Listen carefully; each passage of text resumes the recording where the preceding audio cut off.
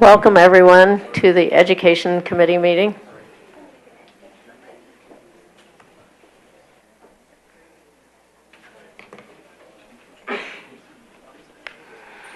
Are there any announcements or communications? There are none this evening. Dr. Ludwig, if I may, at the legislative meeting next week, I will announce the committee assignments. But for tonight, I would like to ask Mr. Sherpia to sit in the center with you as part of the Education Committee. Thank you, and welcome to the Education Committee. Do we have minutes? Brooke. Ms. Evans, we have minutes? Yes, we do. Okay, thank you. November 6th. Okay, thank you. According to the agenda, we have a presentation and then a number of other items, but to keep things moving and to allow the people who are doing some of the presentations to not have to sit through the long one, we're going to do items B and C before we have the data presentation.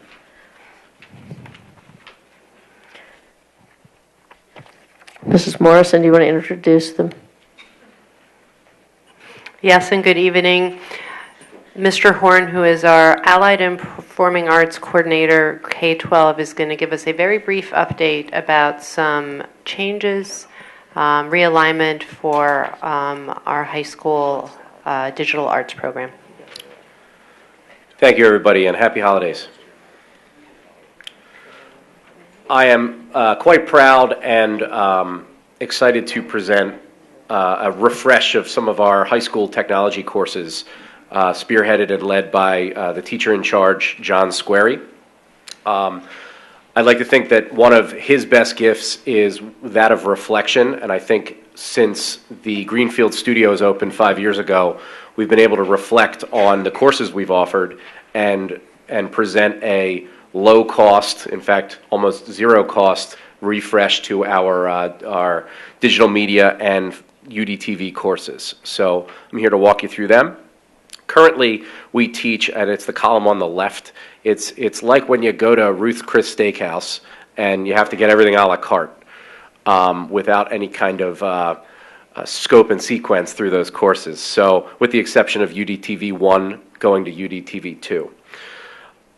Upon reflecting, we discovered that there's a better way to deliver that instruction, and that's having two introductory courses, one in the digital media, so our artists, our visual artists, that have created several of the posters, signs, the cover of the curriculum guide, as well as our Allied and Performing Arts logo, giving them an experience in an intro to digital media fashion, and then having them move on to more of an advanced digital media for honors credit as a level 2 course.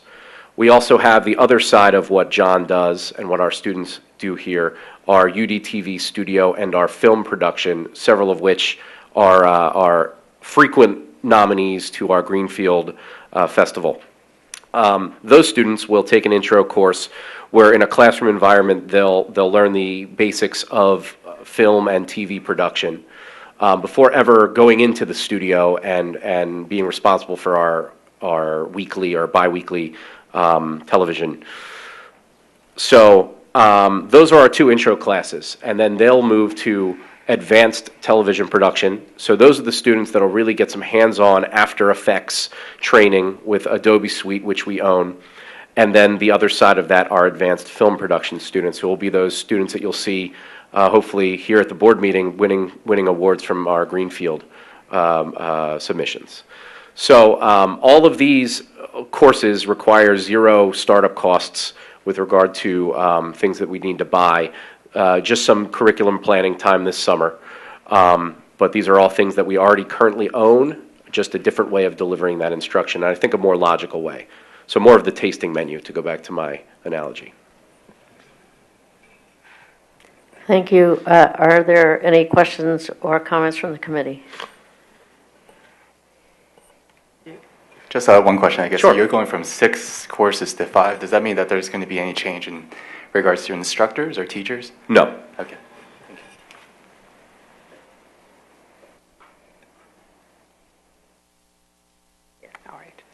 The advanced digital media, is that also an honors course? Yes. Okay.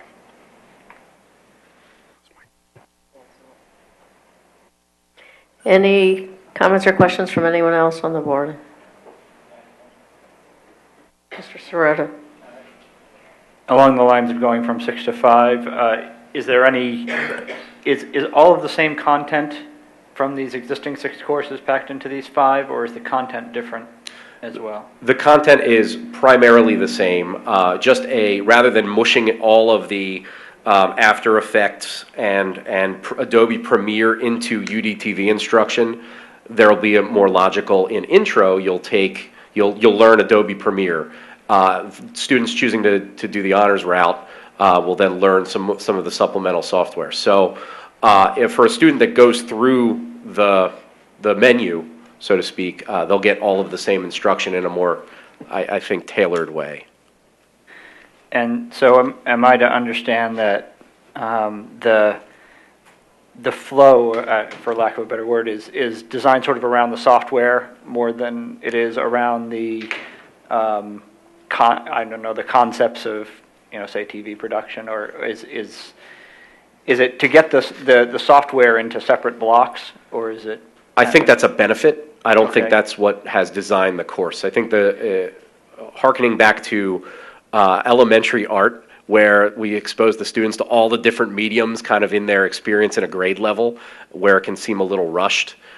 This has our students pausing and becoming proficient in certain skills before then moving on to a different level. So no, I wouldn't say it's firmly based on the software, but the software is a piece of that, yes. Anything else? I have one more.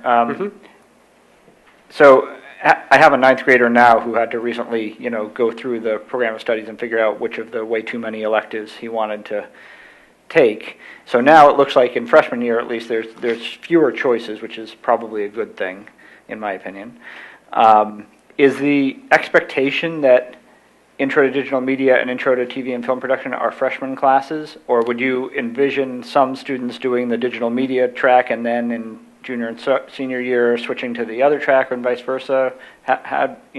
What types of students do you expect to find in each of these? I expect that a lot of our freshmen will take these intro courses, and specifically with our students currently in the program, we realize that some of them already have some set of experience.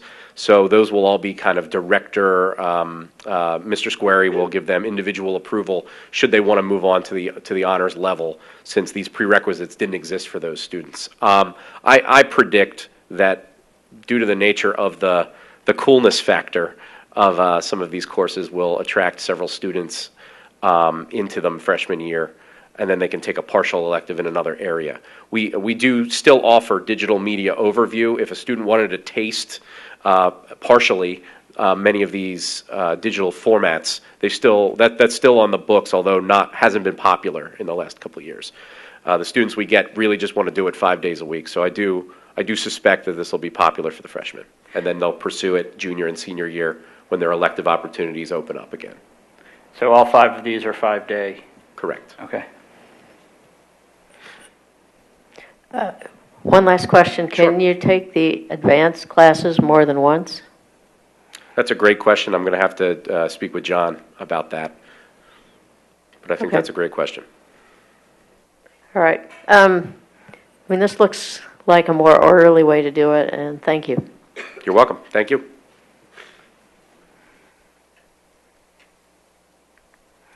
Can we move on to C now? Sure. We are this evening pleased to have Mrs. Kathy Smythe with us to discuss some minor changes that we are making to the kindergarten progress report. So she's going to share that with you at this time. Good evening, everyone. When we adopted ReadyGen last year, and when we decided to use Foundations as a decoding program, the kindergarten teachers approached the curriculum office and said we'd like to make some changes in the report cards. So I just put on the slide what the process was. They requested the changes. We had building representatives to come up and draft some of the changes. We gathered the feedback to the teachers, made the revisions, and we had final review by the teachers.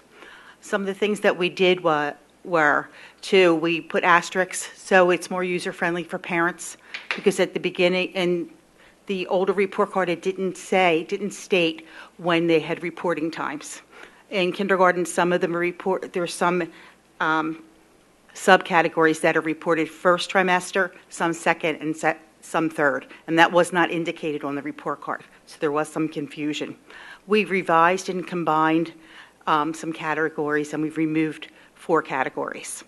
The reason we did this was, in kindergarten, we have programs that are more listening activities than actual reading, because students are learning how to recognize letters, first sound fluency, ending sound fluency, for book handling, and a lot of listening activities. All the assessments that the students take in reading in kindergarten are listening activities. So the ones we took out were the ones that we felt as if it was something that they were doing in progress, rather than an assessment of what they actually could do in differentiating between fiction and nonfiction. That's all listening activities. And the teachers, of course, go through that every time they have a story, but they're not at the point where they would be assessing that, and that would come in first grade. So the teachers worked hard, too, to create rubrics, since we have some new programs, and how the rubrics would be used through kindergarten, all 4 buildings, so we'd have some consistency with the grading system. So it went very well. Teachers are happy, but we wanted you to know what the updates were at this point.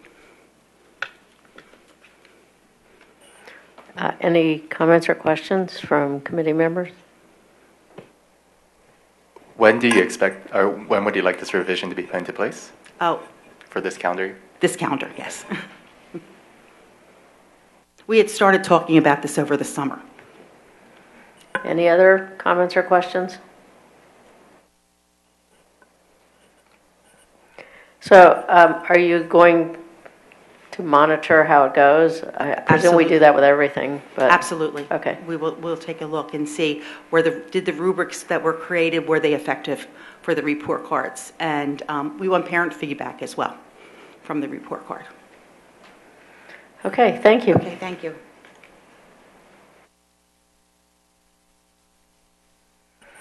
Okay, now we're back to our main presentation of the evening, our 16-17 school district data presentation. Ms. Morrison and Dr. Miner.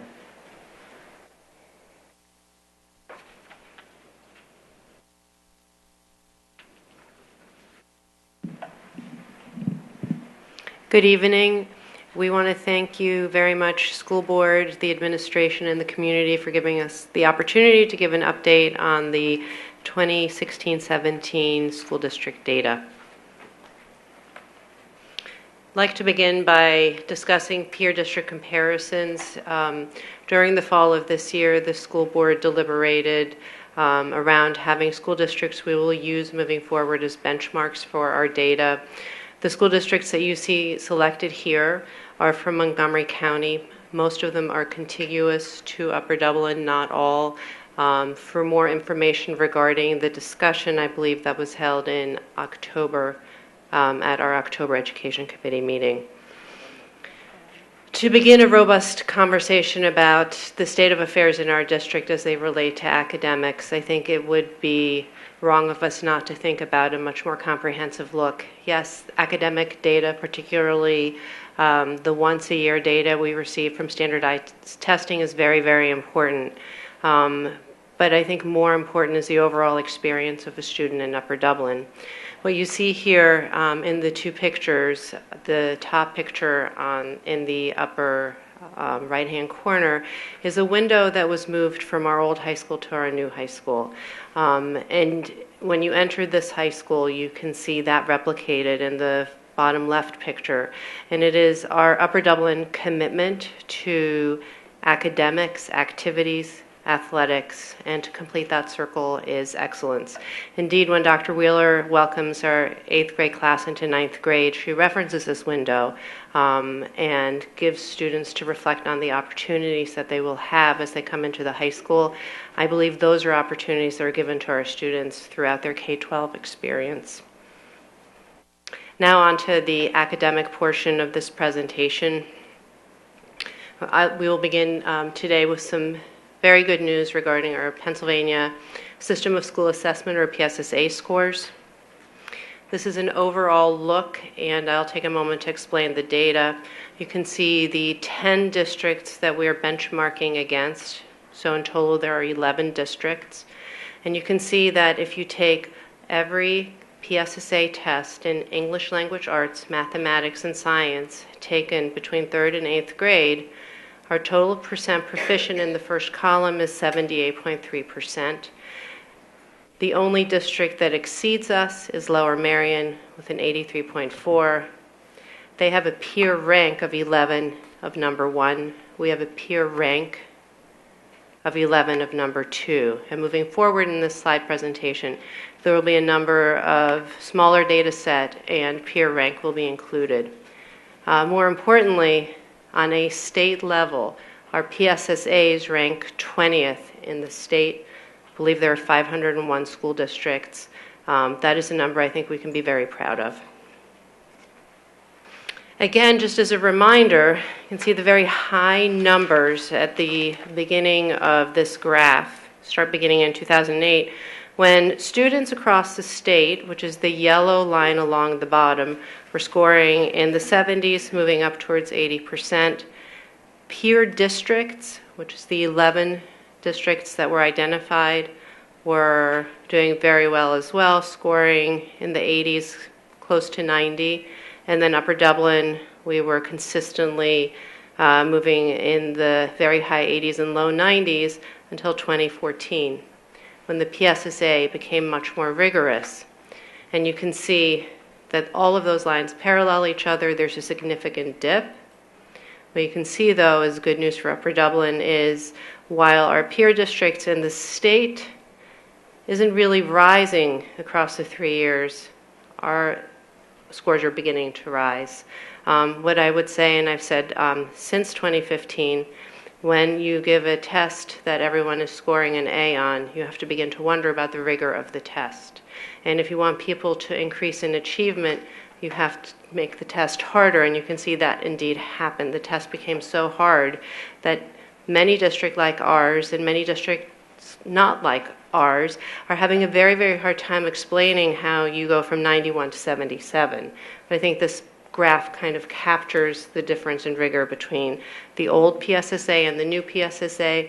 There are other states who probably made a wiser move by renaming the test so that we could have made it a totally different name, because the truth is we are comparing apples to oranges.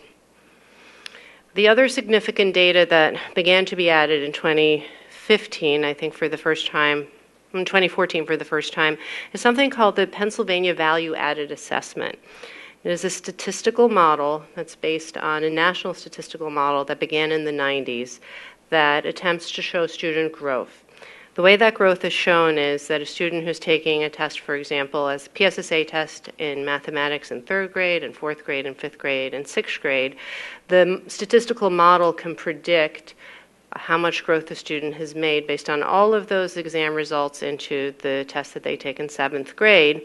And when you take a look at the circle, we attempted to sort of parse out what it means. You can see in the circle there are a series of numbers, beginning with the number 1 just beyond 12 o'clock, and then ending with the number 5, completing the circle. Number 1 is the lowest quintile. It's unusual to have quintiles because Pennsylvania state assessments only have 4 proficiency levels: basic, below basic, proficient, and advanced. Somehow now we're adding the layer of PVOS, and there are 5 quintile levels. It's a bit mysterious. I believe it's based on the national EVOS model that also uses a quintile method, and so it's been overlaid. Anyway, so you can see that just beyond 12 o'clock, there's a number 1, and it is color-coded green. Green means that there is evidence that the district or the school met the standards of PA academic growth for 1 year. Notice in this, in number 2, which would be the second of 5 quintiles, 1 being the lowest, in this case, if you see red, that cohort of students had significant evidence that, had moderate evidence that, now I'll say that again, had significant evidence that the district did not meet the standards for PA academic growth. The third quintile, we're back in green, that's evidence. For the fourth quintile, the light blue color means moderate evidence. And then finally, I'll describe the 2 rectangular boxes. So when we receive our PVOS scores, we receive a 3-year average. In this case, over a 3-year average, this cohort of student made significant evidence of growth. And the quintile, and in 2017, which is just the 2016-17 school year, they made moderate evidence of growth. And here is a snapshot of our entire district in terms of PVOS growth. You have the first column is 4th grade, 5th grade, 6th grade, 7th grade, 8th grade. That goes to keystones. If you look at the top row in mathematics, you go from 4th grade mathematics all the way to Algebra 1 keystones. English language arts in the second row, all the way to the right for keystone literature, and then 4th grade science, 8th grade science, and then 9th grade biology. And I have 2 comments to make about this slide. The first one is that 4 years ago, when I began, this is my 5th year as director of curriculum, and this was new to us, and we opened up this page. It was almost entirely red and yellow.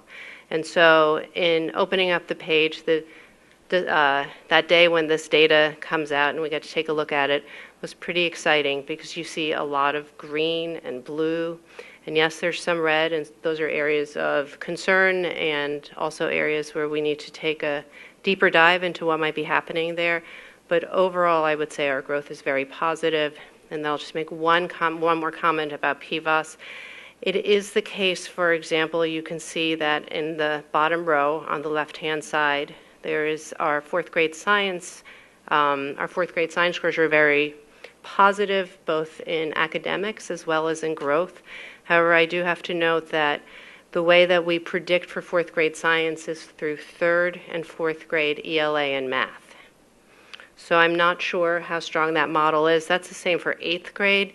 Notice there's no 5th, 6th, 7th grade science PSSA, so the way that we're predicting is through 4th grade science plus 3rd, 4th, 5th, 6th, 7th grade English language arts and mathematics. So I think that's just an important bit of information. I'm going to turn the podium over now to Dr. Miner. She's going to talk about individual scores, both in terms of academic achievement and individual scores in terms of PVOS growth achievement for elementary. Thank you, Ms. Morrison. These scores that you can see here are the grade 3 English language arts scores. They begin in the year 2015. And moving horizontally, you can see Upper Dublin score at 83.4, the average of all of our peer districts at 78.4, and then all districts in the state average at 68.8. So if you drop your eyes down to 2017, those scores that we received in the spring, you can see that we have had a nice increase in 3rd grade to 85% proficient or advanced students in English language arts. Our peers have increased slightly to 81.5, so we've, I think, spread the gap a little bit there. And then all districts at 65.4, giving us a rank out of our 11 peers of 2nd. In 3rd grade mathematics, again, you can see that in 2017 we increased over 2016 and 2015. We continue to beat the peer average and, of course, the state average with a rank of 4 out of 11 of our peer districts in 3rd grade mathematics. In 4th grade English language arts, again, there was a significant growth from 2016 to 2017 with a 5% increase in proficiency. And again, a significant significantly higher achievement than our peer district average, and the state giving us a rank of 3 out of 11 in fourth grade English language arts. Our PVOS growth, as Ms. Morrison mentioned, we don't get a PVOS growth score for third grade because there was no prior PSSA there. So you can see our 2017 score, we had typical growth as well as moderately high growth indicated by the light blue in the 2017 school year, which is significantly better than we had on our 3-year average. I just wanted to offer a little bit of clarity on the quintiles because I do think that that's a complicated construct sometimes. That place where Ms. Morrison indicated was 1 right after 12 o'clock on the circle. That's the lowest performing 20% of our students, followed by the second 20%, the third 20%, the fourth 20%, in terms of that average. So it's lowest performing to highest performing. I just want to make sure that everyone's cognizant of that, and that's what allows you to know if your programs are being successful with high achieving students as well as with students who struggle to achieve. So that's a nice color change for 2017. Dr. Miner, quick question. Yes, sir. Can you explain the size of the quintile? Yeah, so in the case of the state average, I should say our lowest 20%, it's actually the state's lowest 20%. It's the percentage of our kids that fall in that. So a district with scores like Upper Dublin's, we have very few students who fall in the lowest 20% of this state. So I think I misspoke there. Thank you for correcting me. So just to follow up on Mr. Sirota's point, so that you can see in the highest quintile we have the biggest proportion, which makes sense given Upper Dublin's scores relative to the state's. In fourth grade mathematics, again, this is more of a consistent performance, not an improvement in 2017. Still higher than our peer districts. You can see that they kind of stayed about the same as well, and the state stayed the same. So there was a lot of consistency in mathematics in terms of our peers, all districts in Upper Dublin in 2016, 2017, giving us a rank of 4th out of 11. But our PVOS growth, again, is quite good in the highest 4 quintiles, all blue there, so that's encouraging to see.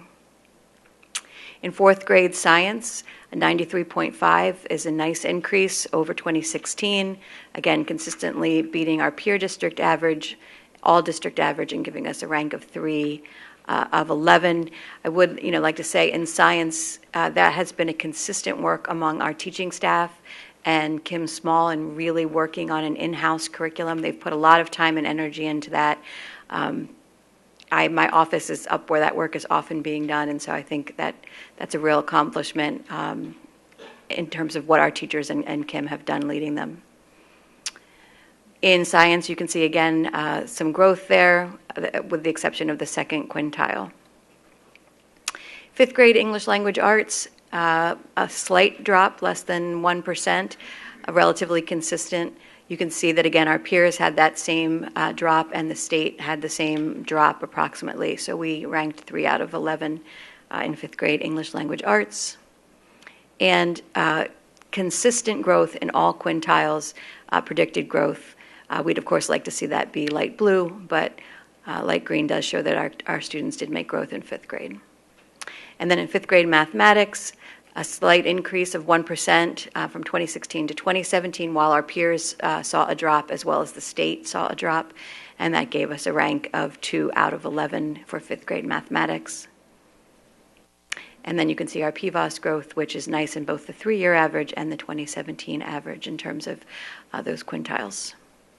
And that concludes the elementary portion. If there's any questions about the elementary portion before I take a seat and let Ms. Morrison present the rest, I'd be happy to answer those. I just want to reiterate, we say this from time to time, how bad the math scores are in the state. Just fifth grade, 44.4% of the students in the state scored proficient or advanced in math PSSA. So it's an extremely rigorous assessment. It really is. From third grade all the way through, the math assessments are very, very rigorous. Okay. Can you point out, just to make sure we're all clear, which of these tested grades started with Eureka. So, In terms of that have had it the and how many longest. years did each one, I mean, can we kind of work that out? So that was a 20, oh, where did Ava go? 2014, right. So in this case, we're showing all 3 years that students had that. So the fifth graders would have started it as second graders. So we don't have, at that point, that's where they started. The fourth graders, this year's. This year's fifth graders are in their fourth year. Yeah. Right. Thank you for all the audience help on that one. I really appreciate it. It's nice when your team contributes. Lifeline. So just so that I can say it at the microphone, the current third grade had Eureka since kindergarten. The current fourth grade, I think that was your question, Ms. Ludwig, is that right? Dr. Ludwig, the fourth grade had it since first grade, and then the fifth grade had it since second grade. So really only our current third graders had it for the entire time they were in math. Good. All right, I'll Yep. turn it back over to Ms. Morrison. Thank you.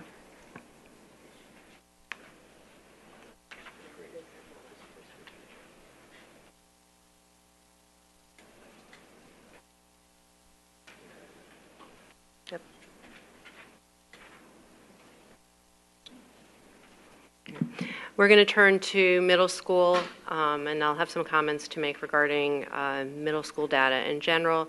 But again, following the same model, you can see our sixth grade English language arts. We implemented a new English language arts program, kindergarten to seventh grade last year. And for 8th through 10th grade, we were using a backward design model for English language arts program. Again, when you're comparing cohort to cohort, it can look different because you can see the children sitting in 2015 are not the same children sitting in 2016. And at the end of the PSSA portion of this presentation, I will look at cohort to cohort examples of this.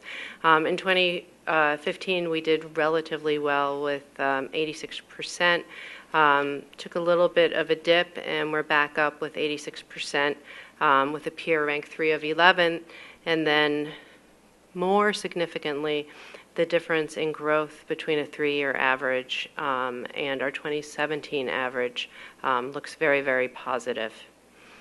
I'll pause now to talk about secondary mathematics. 4 years ago, after a 2-year review of K-12 mathematics, we made recommendation for elementary with the implementation of our Eureka Mathematics program. The Eureka Mathematics program for the secondary level was not yet developed, and we looked at another very strong program called Carnegie Mathematics. Carnegie Mathematics did not have an elementary program. So we put those two programs together. They are certainly both aligned to the PA core. However, there are some differences in approaches. And so there may be some areas of transition that we need to examine more closely.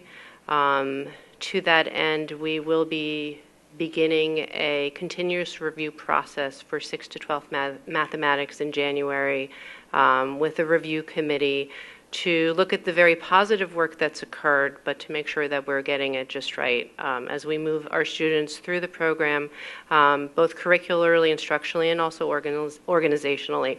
You can see, though, that for our mathematics program in grade 6 in 2015, 53% of our students were proficient. Our peers were exceeding us by quite a bit, and the state every year has fewer and fewer students. So it is kind of an odd model when you begin in third grade with 60% of the state passing and you end in 8th grade with only 30% of the state passing.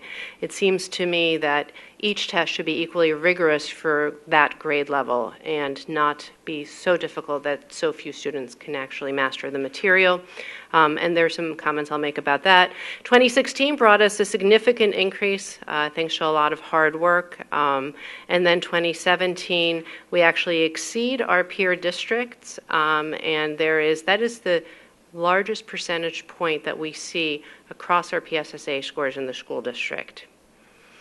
What remains disappointing and a puzzle is how is it then that our students don't seem to be showing growth.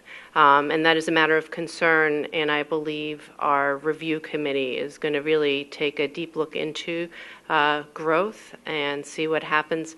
I also want to mention with the implementation of the new Sandy Run schedule, our students were coming from 75 minutes of mathematics in 5th grade and going to 46 minutes of mathematics in 6th grade.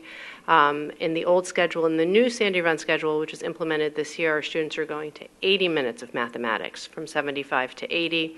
In a very, always when there's a transition across the country from elementary to middle school, there's a dip in the data.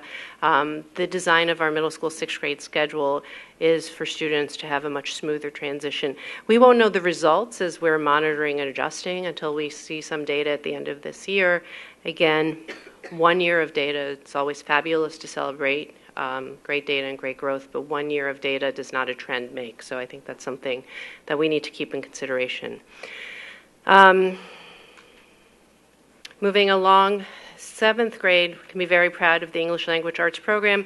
In 7th grade, students receive a double dip. It's the first time that they are specifically being taught by content area teachers. Our 6th grade team are elementary certified, moved to 7th grade. Now we have content area teachers. Our students have 1 period of English Language Arts instruction and 1 period of a class called Critical Reading. That class very much supports reading in the content area, reading nonfiction literature. And I think you can see by being peer rank of 1, that double dip continues to be very important. Also, if you take a look at the data, we fluctuated a little bit, made significant progress, and then that is very nice to see. That blue color is the highest quintile, I believe, that you can receive. The dark blue color is reserved for the 3-year averages. So I think that looks very, very nice and is very, very positive and shows the hard work of the teachers and the good match to our curriculum. 7th grade mathematics, and this is what I find interesting and puzzling when you look at the data. So it's remained stable. 7th grade mathematics for Sandy Run continues even last year when our SPP score made Sandy Run's achievement look really poor. Our 7th grade mathematics scores ranked among the top in the county. That continues to be the case. You can see the dropping 38% in 7th grade of students pass that test. The comment I haven't made yet that I'll make now is that approximately 25% of our students are accelerated at least 1 grade level. If you're a 6th grade student sitting in a 7th grade class, you still have to take the 6th grade test. Well, you probably don't have all of the minutia, nor do you need it. That might be, maybe that's the wrong word, all of the details that might be on the 6th grade test, but that's how we're measured, and that continues to be true. So I think that's part of the disruption that we see across the data set for mathematics, across all middle schools, across 6th, 7th, and 8th. And then puzzling, we go from red, and then on a 3-year average with 2/3 of those students being the same students, suddenly we're dark blue. I guess it is the case that when you're going from low growth to high growth, but it is a bit of a puzzlement, not just for myself and Dr. Miner, but also for curriculum teams across the state. It seems like it is easier to grow on the 7th grade test than it is on the 6th or 8th grade test. Moving along to English, grade 8 English Language Arts, we have enjoyed many years of very positive results. And again, this year, very positive. You can see we far exceed our peers. We're 2 out of 11 in terms of our rank. And once again, we've moved forward in terms of growth from a majority green to a majority light blue. And here we are with 8th grade mathematics. And that is, now there's a bit of good news. So if you look at all districts and under the motto that you make the test really hard, students can grow, it is true that between 2015 and 2017, students across the state increased 5 percentage points. So we seem to be getting better. Sandy Run, I think we are static from 69 to 64 to 68. That's nothing to really celebrate. I will say that close to 2/3 of our students, it's a little bit high, About 60% of our students are sitting in an Algebra 1 course or beyond. And again, in 8th grade, the state requires that students take an Algebra 1 test and an 8th grade math test. And there are a significant number of students who pass the 8th grade Algebra 1 test but do not pass the 8th grade PSSA test. Appears to me that it is burdensome to ask a student to take 2 mathematics tests in 1 year. And our growth for 8th grade mathematics looks not very positive. Again, I'm very interested to see what our review committee will determine around all of these areas that we do have some concern about. And then we move to our Sandy Run Middle School Algebra Keystone results, and they're very, very positive. So we have quite a number of students. In fact, you can see we've increased our enrollment for algebra, students taking that test. And so there is some question, when is that perfect place of having students accelerated in mathematics and be able to still pass the Algebra 1 Keystone. So currently we went from 157 to 201 students, and our scores have dipped a little bit when you allow more students to sit for an exam, which is a positive practice. Usually you see a dip in the scores. The question will be, when do we have too many students? We do want students to be successful, and we do want to make sure that all of our students receive the important building blocks that each stage of mathematics offers. Ms. Morrison, again, Yep. this data you only have for Upper Dublin. This data you have to glean from the state data to get just Sandy Run. We don't have it for the other districts. No, that's correct. The reason, thank you, Dr. Levinowitz, this is our own look at just students at Sandy Run who are taking this test in the 8th grade. That's why you have 201, well, who are taking in 6th, 7th, or 8th grade, but who are sitting in Sandy Run in an Algebra 1 course. Right, and so it's more than half. More than half. I mean, it's about 320, 20 students. 30. Okay. And here is our 8th grade science results. We are working very diligently with our 6th, 7th, and 8th grade science program. All of our science teachers will be partaking in professional development this spring around a STEM model for as we continue to build our curriculum. We would like to see those scores be higher. Again, though, you can see that our peer districts in 2016 fell from 74 to 70. The state fell from 58 to 53. We fell from 80 to 76. It's an important detail. It might be about the test more than it is about our students, but we do not like to see any scores go from 81 to 76 over the course of 3 years, regardless. There's some positive news that in 2017 there was some significant growth in science, so I'm happy to celebrate that. And then finally we have our cohort scores, and if you take a look at across the top row, you have grades 3, 4, 5, grade 6, 7, 8, 2015, 16, 17. If you begin with the blue square in the upper left-hand corner, you can see the students who were in 3rd grade in 2015 scored an 83%. You follow that blue square down to the bottom row, and you can see that cohort stayed approximately the same. You can do that for grade 4. We went from an 81 to an 86. In grade 5, 5th graders grew from 88, dipped, went back up to 88. Grade 6, 86 to 87. I guess the most important piece of information for me is that as students leave grade 8, they're achieving at a relatively high rate, normally 1st or 2nd in our peer districts. Mathematics tells a little bit of a different story. There's very nice cohort growth. You're looking again at grade 3 in 2015 with 71. They come out of 5th grade at 75. We're happy to see that. The transition for grade 4 as they move into grade 6 is less positive. But you can see there's some, if you look at grade 5 in 2015, and you move down to grade 7, that gap is closing a little bit. Finally, though, you have to take into consideration that by grade 8, 93.6% of the students who are taking Algebra 1, which is more than half of our students, are passing the Keystone. May make you ask the question, is the Keystone exam less difficult than the middle school PSSA math exams? I think there's some evidence of that. Would you like me to pause for questions around PSSA data?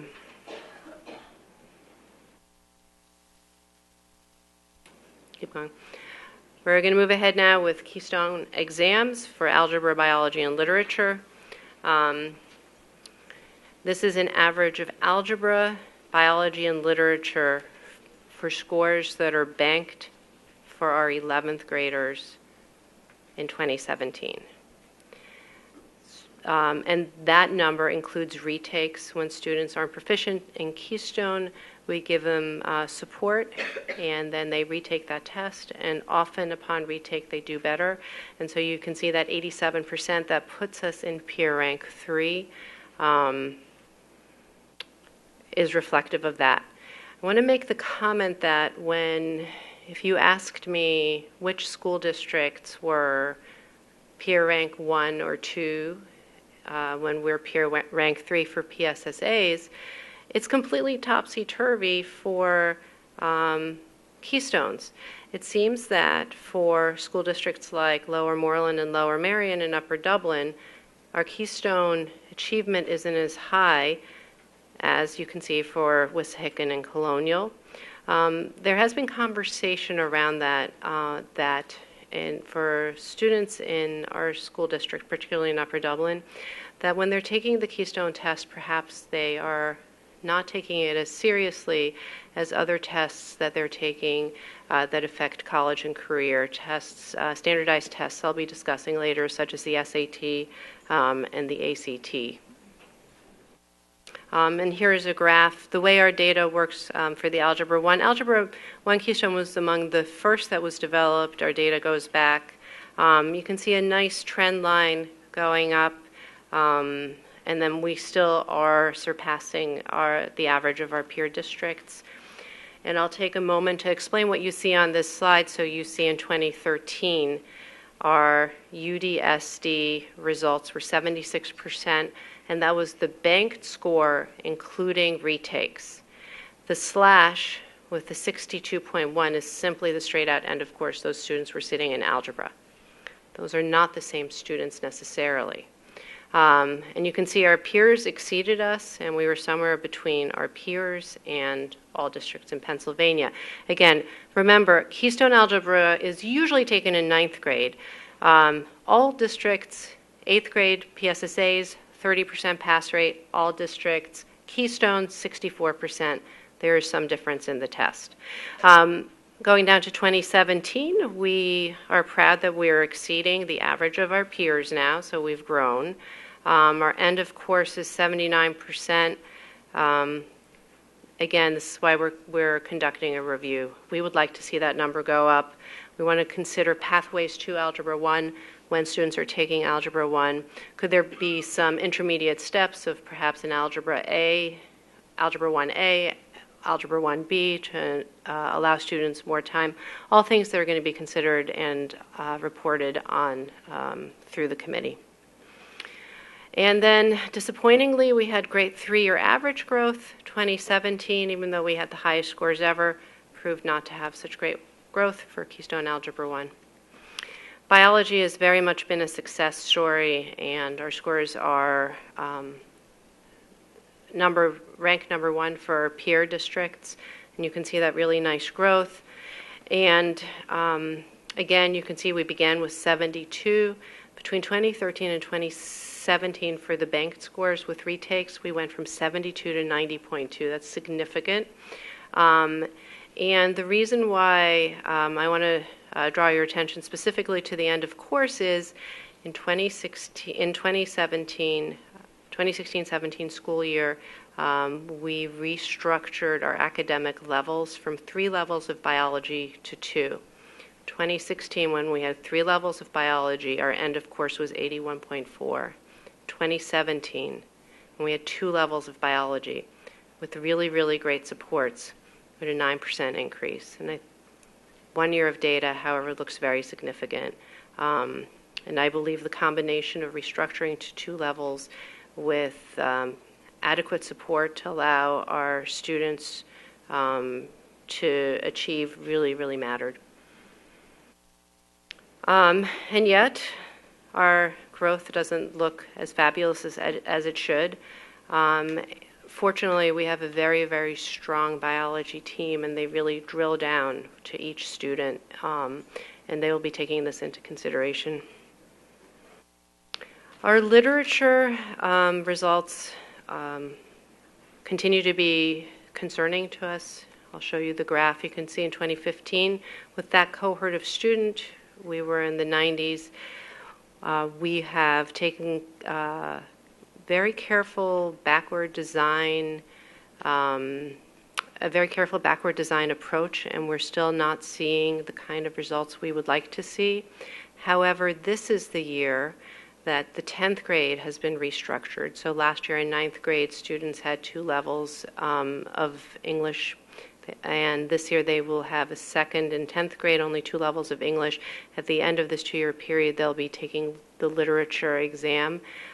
So we anticipate that 2 years of having 2 levels instead of 3 will really make a significant difference, the kind of difference that we saw in biology, but we will have to wait and see. On a positive note, there has been growth in English language arts in terms of keystones. You can see the 3-year average and the 2017 growth.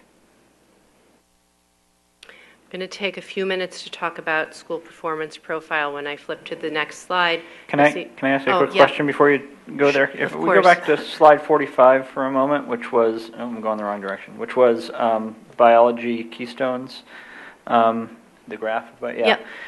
Is there any conjecture about why there's so much variability in that score for us? None of the other graphs seem to show that.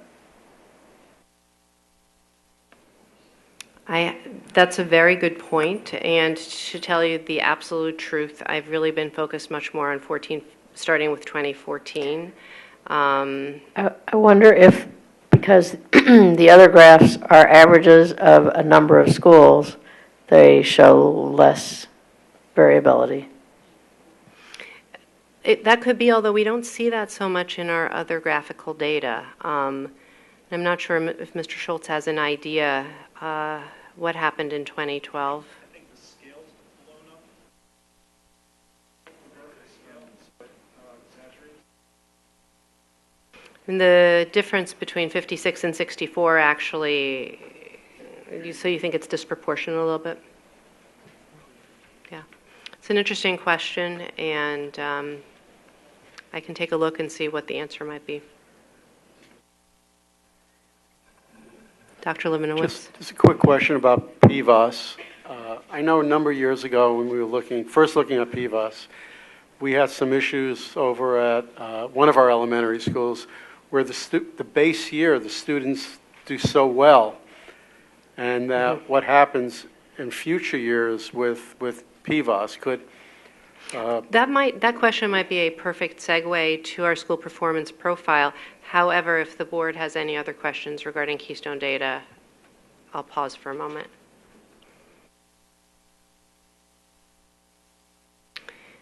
Dr. Levinowitz's question is referencing the science. I believe 100% of students were proficient in science in the benchmark year, and then the following year, 2 students or 3 students were not proficient. And so that school received an upside-down red triangle, which is a perfect segue to school performance profile. The state is recommending that we go to a dashboard model in something called Future Ready. And school performance profile will be included as a measure, but we will be looking at a dashboard that we have not yet seen, so I can't describe it. But I do believe that while school performance profile continues to give us some really important information, one of the reasons we're moving to a future-ready dashboard model is that there are some flaws in school performance profile.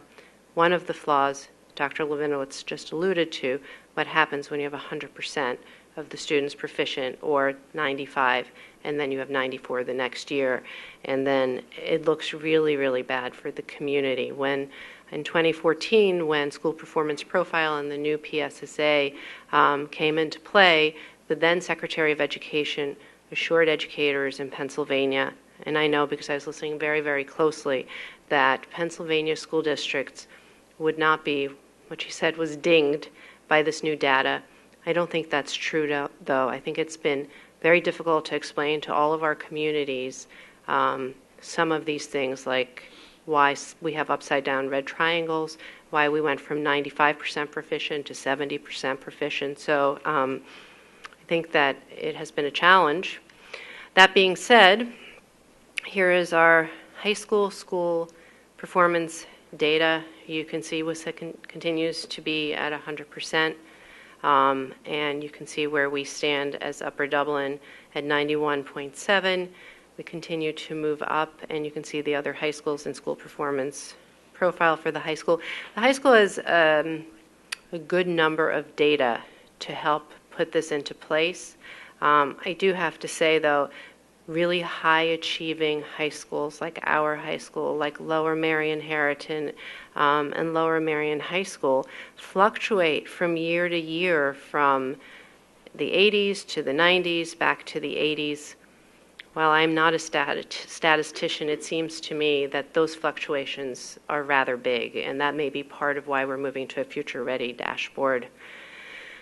I believe very strongly the middle school does not have enough data points, and you can see that here. We were at 61.8, bottom of the barrel, even if we use that benchmarking for 11 school districts. Then 1 year later, 2/3 of the students are exactly the same, just a grade older. We go to 74, and now I think we're at the top of the county. The scores were suppressed in 2014-15, but in 2013-14, we were number 2 or 3, I can't remember. So how you go from very high to very low, back up to very high, just seems very volatile to me. And then finally, all Upper Dublin elementary schools, this is the first time we've done it this way. You can see Lower Merion Elementary Schools was second, and there we're number 3. Are there any questions or comments regarding school performance profile?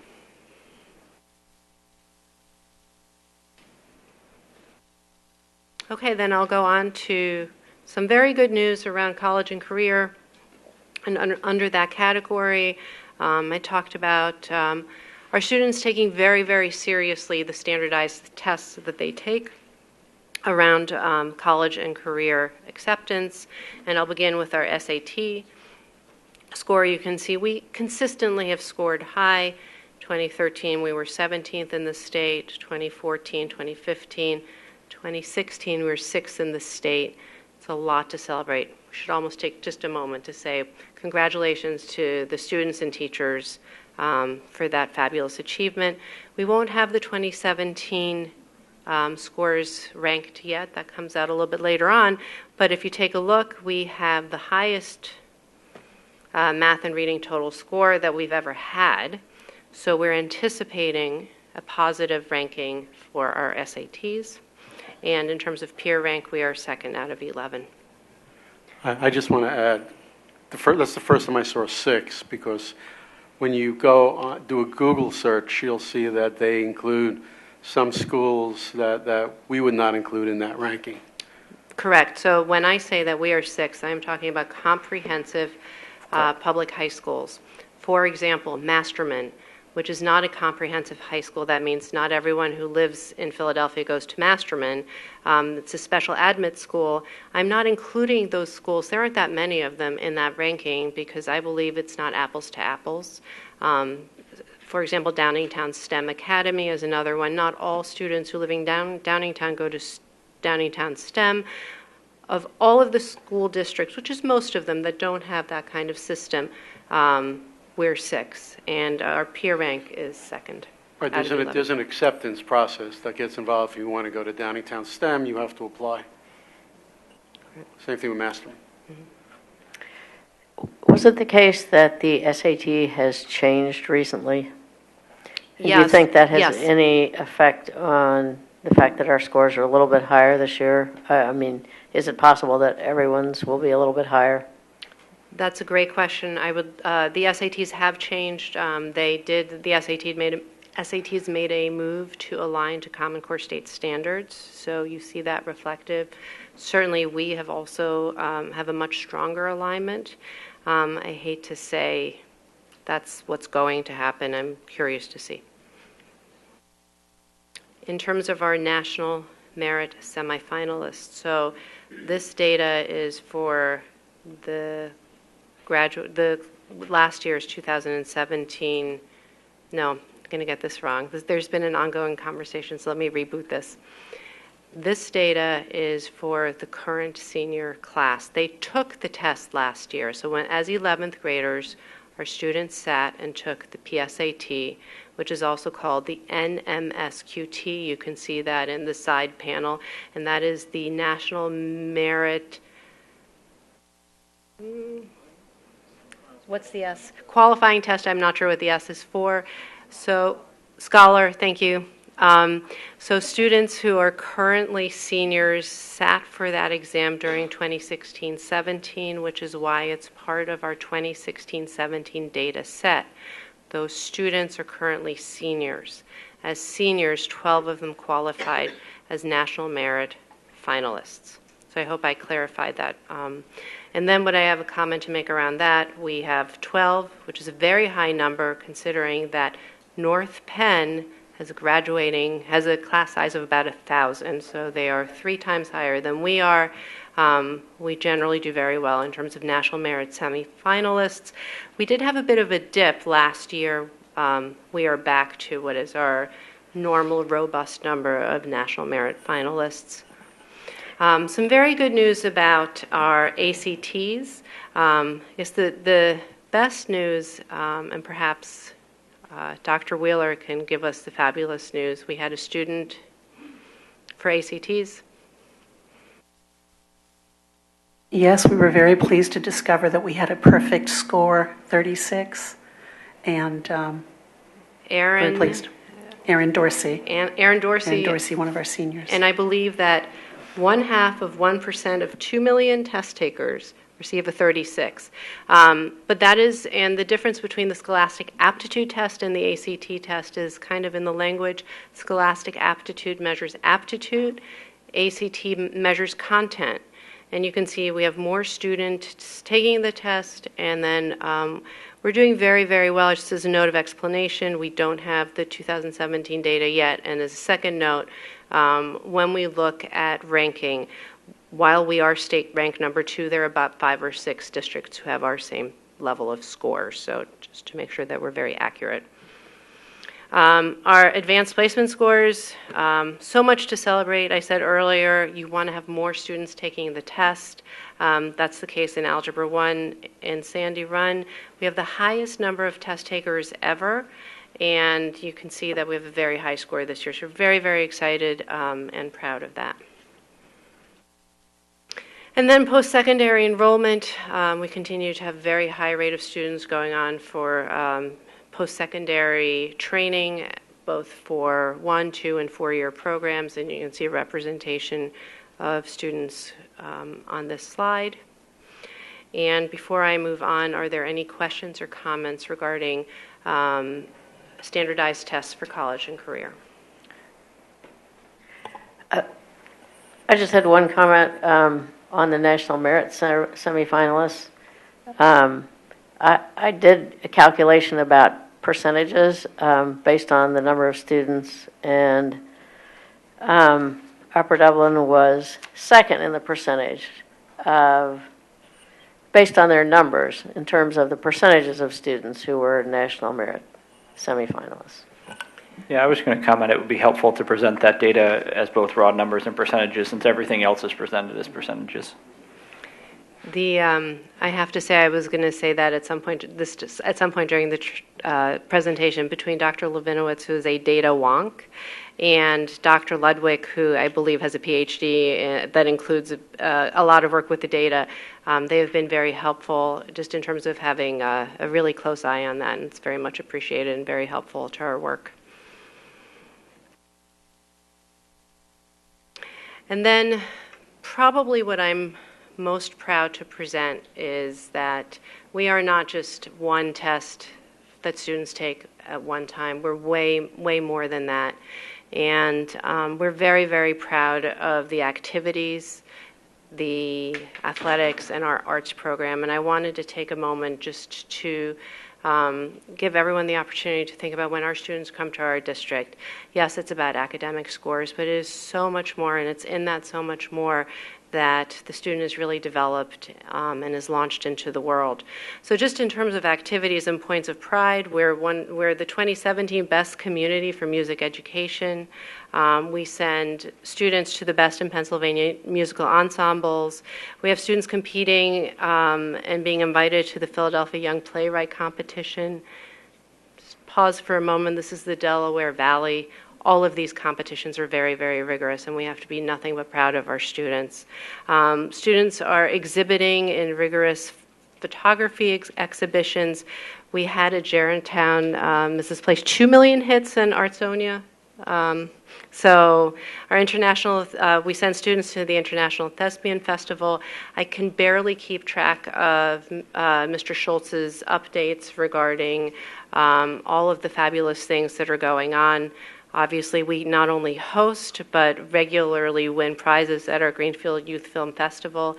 We had 2 students published in Scholastic Magazine. We always do exceedingly well at our state-level junior science affair with middle school and high school students garnering prizes in the double digits. Our Future Business Leaders of America, which is an after-school club, regularly goes to the national finalists. We have a fabulous award-winning band, and I'm sorry that Mr. Horn is no longer here. And we continue to win Cappies every year through our theater program. All of those things is what makes coming to Upper Dublin special. And I believe that we offer a huge variety of opportunities for our students, something that we can be very, very proud of. And then there's athletics. We have multiple Suburban One League American Conference championships. I won't read them to you, and I'm sure at other school board meetings you can see as we acknowledge our athletes. We have District 1 championships in girls swimming, girls track, and boys tennis. We have state championships in girls swimming, girls indoor track, and girls spring track, and an award that we haven't won in a very, very long time. We had a recipient of the Triangle Club's Scholar Athlete Award, and we're very, very proud of that. So just a quick look back before we end. Our PSSAs are 3rd for our benchmark, 20th in the state. Our SATs are incredibly high with 6 in the state. Our ACTs, I believe, are kind of exploding with a perfect 36. There's a lot to be proud of in Upper Dublin.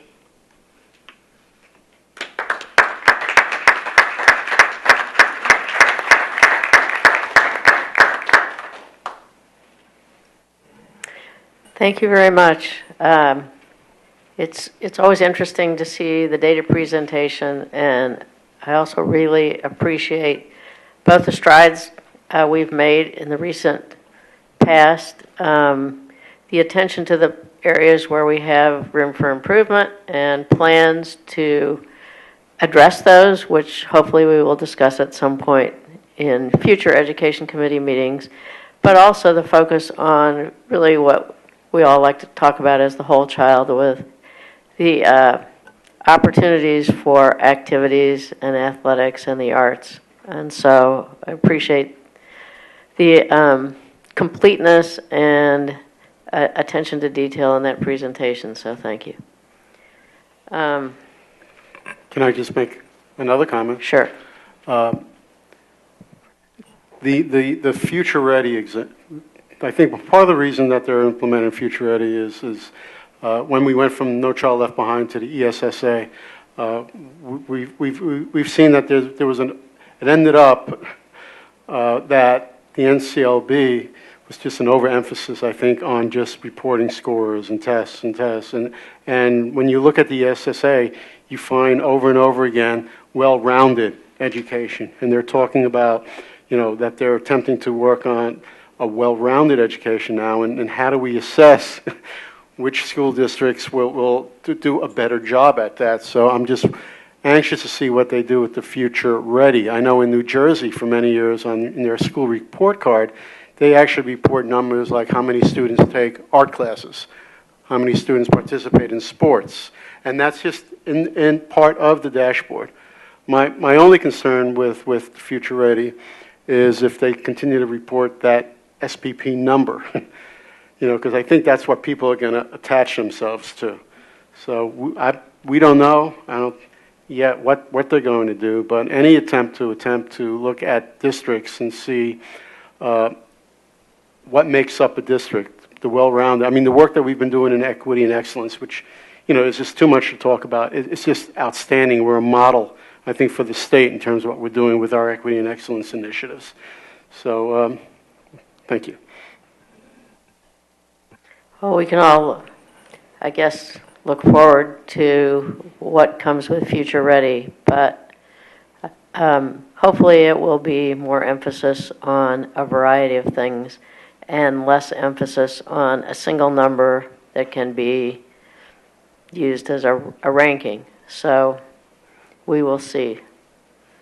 One of the things I'm a little concerned about with Future Ready is it's going to present, not concerned, I'm actually concerned/excited, it's going to present new challenges to us because it will expose areas that we can grow in. So there's a real emphasis on career readiness, and that includes opportunities for students to do certificates in a lot of different areas, and that's something that we're just beginning to explore. And so I guess I would ask for some patience as we grow into the new bar that's being set and the new look at things that perhaps we haven't looked at in the past.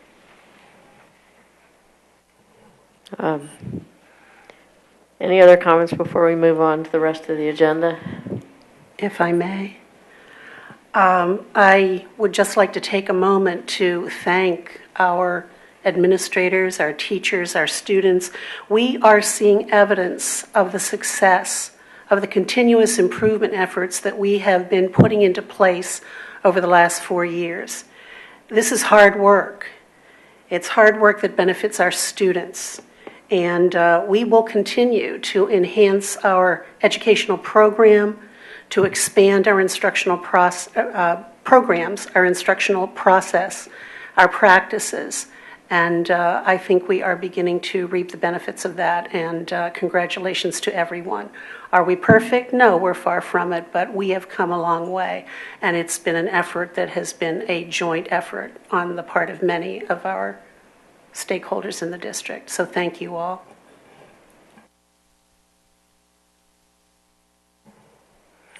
Okay, we have a couple more items to cover in the agenda. I think we are at this point, since A is for information, we are up to discussing the student activities.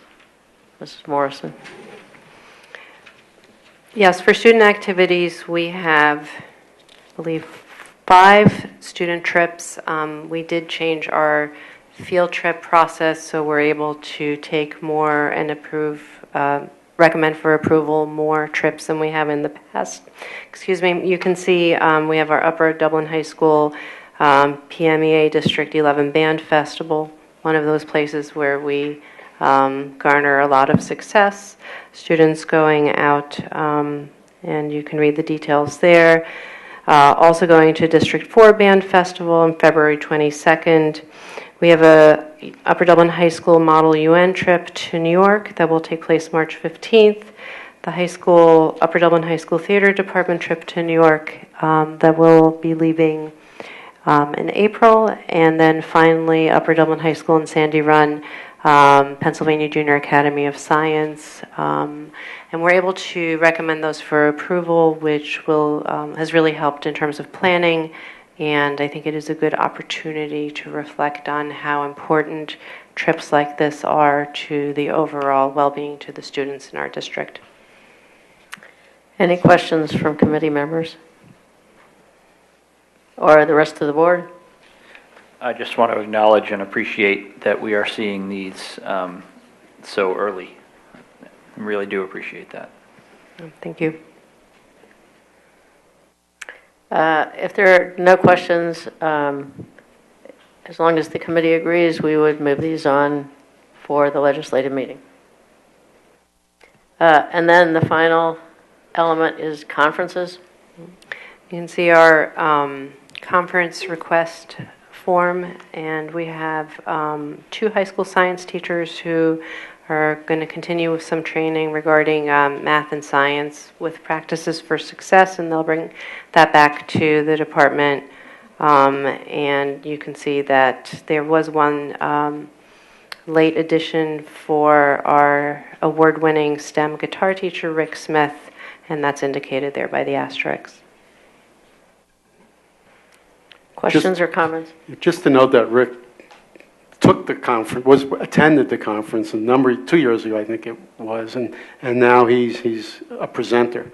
So I think that's another thing that we should be very proud of, is the work that we're doing in STEM, and Rick now has a small group. It's an activity, I believe, after school, that students are building their own guitars, and this is from Rick attending this conference and now presenting.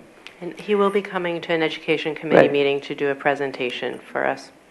We were talking about January, so that might be next month. I don't know if you have an update on when it might be.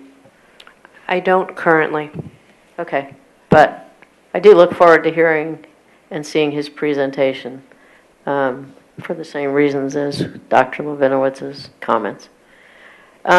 Any other questions or comments about the conferences?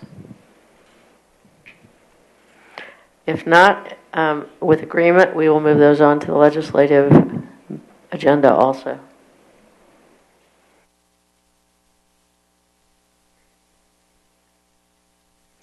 So that concludes the reports we have. We're now up to community input. If there is anyone in the community who would, you know the drill, so just come up. I know, everyone wants to go, I'm sorry. I just, thank you for this presentation. I just had a couple questions when I went through it. Name, please. Oh, I'm sorry. Ginny Vitale, Ambler. So you have proficient, which I assume is a proficient and advanced, and I'd just be curious about. One column I'd be interested in knowing in a lot of these is what percentage is of advanced versus proficient. And also, with all these wonderful points of pride and all these new numbers, I wonder if we can come up with a great newsletter to promote that. I know some neighboring school districts do that, and it would be great to have this summarized in a all positive points and flowery thing that would help us homeowners. So my next question was on page 3, we have a 78.3 total percent proficient, and I presumably advanced there, and that's when I wanted to know the advanced number. And what was the number last year? That was that question. One of you, I forget, I think it was Ava, said rename the test, and we were comparing apples to oranges, and I think I missed that. I didn't really understand what you were asking or telling us. And also, I'm not positive, is blue good and green is moderate, or the other way around? That was another question. Sorry, I'm going by thing. And for the grades, 3, 4, 5, and all that, I presume we have those by school, which I'd also be interested in seeing if that is available. Maybe we would get that at our individual schools, but I'd be interested where each school is to each other. I know we've kind of come together on the schedules, but it'd be an interesting thing to follow if that makes a difference or whatever. And I also was interested when you have the peers and your average, and I'd just be curious where we are compared to each one on each of these. I know it's a big grid, I know, but if we could get it online where instead of the peers being an average, I'd like to know I know we're ranked 2 out of 11, but how close are we to that number 1? I would, by school. Sorry, I'm trying to make it quick, and I'm sorry. flipping through. Sorry. It was a long presentation, but good. I liked it, so I'm killing time. I'm sorry, I'm going to run out of time. Oh my gosh. Sorry. Oh, as far as the SATs, one question we kind of came up with was, do we know what we have a set, I guess, the free and reduced lunch, historically underperforming. I'm not sure. I would be curious about where they are on those SATs, because I think some of the argument is that we have parents that are very involved and they spend money on a lot of tutoring classes, and I'm wondering if the numbers are lower on a certain group, that maybe that would be something the district would pay, maybe contribute towards maybe some SAT prep courses, because, you know, a lot of taking that test is how to learn how to take the test, and maybe some families aren't able to pay for that or get that for their children. And that would be interesting to me. And I think that's all. Thank you.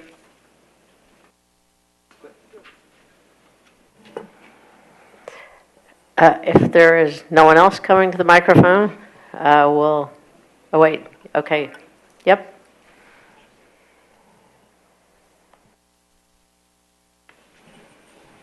Jennifer Rebelo Ambler also. So kudos. It was great to see this presentation. I know I came about 4 years ago to see the efforts made to really look at data and look at how it dials down across schools, but also in terms of the middle school.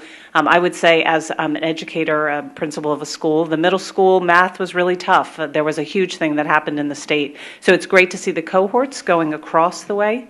I was wondering, you talked a little bit about Eureka Math, and then you also talked about Carnegie Math. I was curious as to one of the things that I know schools have looked at is looking at this one course, kind of pre-algebra, algebra, geometry track versus the idea of an integrated program. So I didn't know if you could speak a little bit. And again, I wasn't sure if Carnegie was being used in the high school or if it was being used in middle school. So I'd be curious about that just as an educator. And then the other question or comment that I had was one of the things about No Child Left Behind that I thought was really important was to look at all children. And so I was wondering what information, you kind of had the quintiles up there, but closing the achievement gap, it's a very small part of the SPP, but I would be curious in terms of our district. I think a district is strong when everyone is strong, and so I would like to just see maybe some information on that. You know, you can look at the SPP, but just curious about sort of how that work is also dialing down for the kids, because I think that was one of the strongest parts of NCLB. So kudos again to seeing this information. It takes a long time to do this, but this information is positive because of the efforts of the teachers and the principals and all of the board members. So great results. Thank you. Thank you. I think at this point we can close community input and address some of the questions. I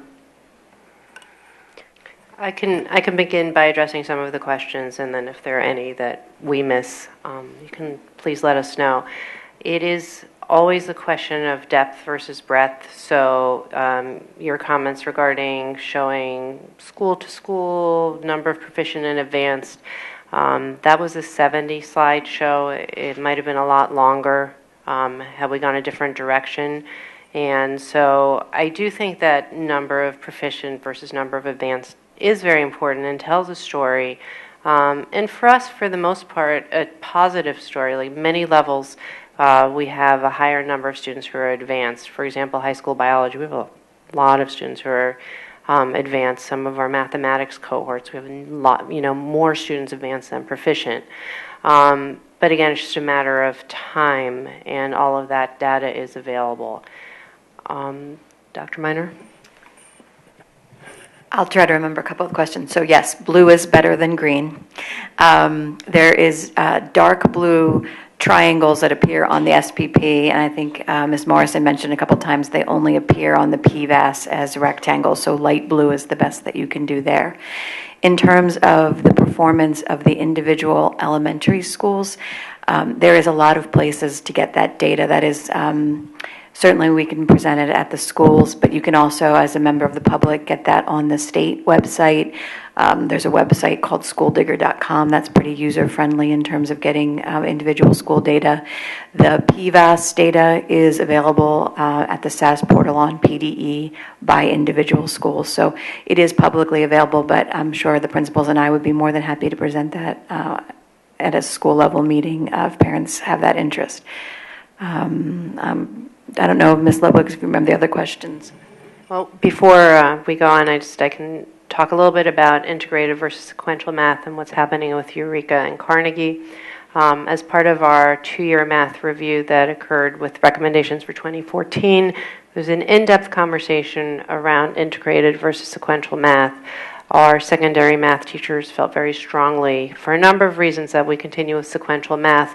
One of them being students moving between districts. If you're working on an integrated math program and you move into a new district, perhaps it's not going to fit so well. It does seem to date, and I don't have statistics on this, but I'd be interested that more secondary public school programs are still using sequential math.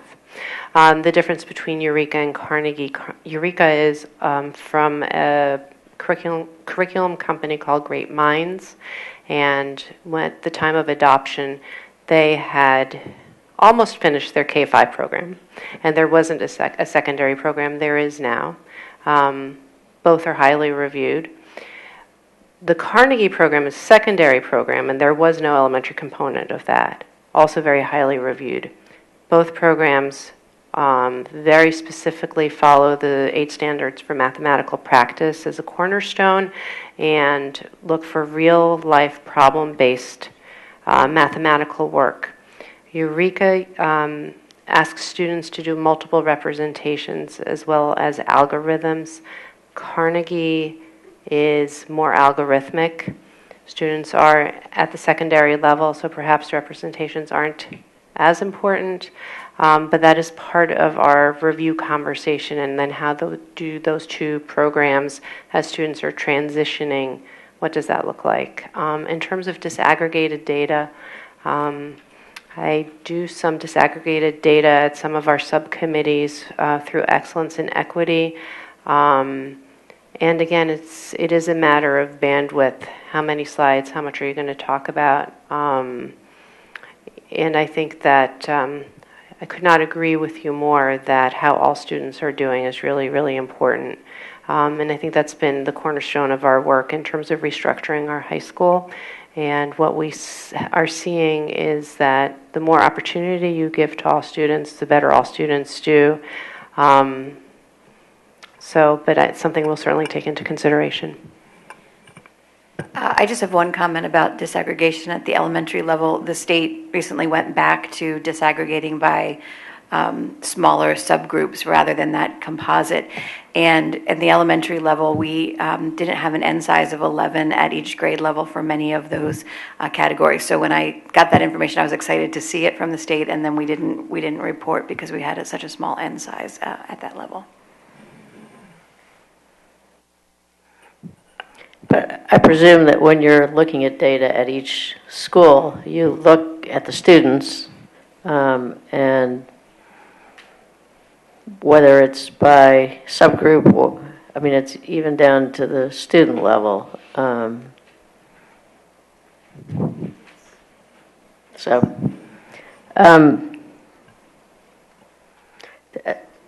one thing, if Mr. Schultz could address what we've done in the past with SAT prep and courses and things like that.